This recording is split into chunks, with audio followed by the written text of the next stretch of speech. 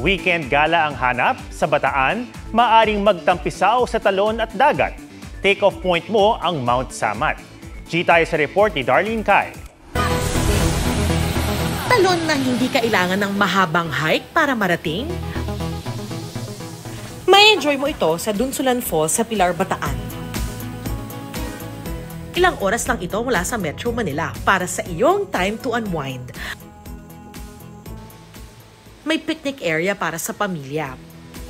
Pwede ring magtampisaw habang nakatingala sa kakaibang rock formations. Nasa likod lang ito ng Mount Samat.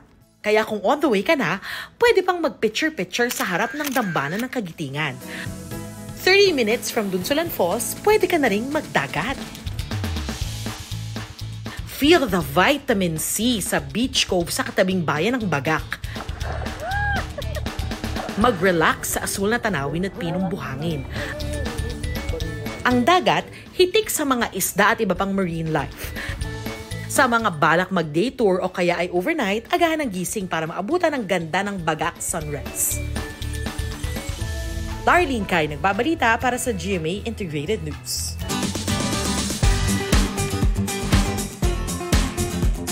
Strong, independent woman ba kamo? Tila ganyan ang isang single mom sa Isabela na may pamatay na routine sa pag-exercise.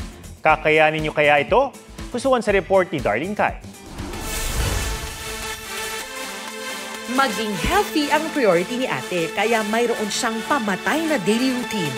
Isang all-out na workout. Warm-up pa lang, talagang hataw na siya at nakangiti pa. Siya si Nenita de la Cruz, ang 42-year-old single mom ng Roxas, Isabela. Literal na strong, independent woman. Ang kanya kasing ehersisyo talagang gigising sa dugo mo, tulad ng paglundag niya habang nakaplank. O kakasaka ba? Kung siya nag-uumpisa pa lang ang ilang netizen, di makapaniwala at tila hinihingal sa kanyang ginagawa. Kwento ni Nenita, nagsimula siyang mag-exercise noong lockdown dahil sa COVID-19 para labanan ang inip. Ang kanyang 2 anak na babae kasama na rin niya sa workout.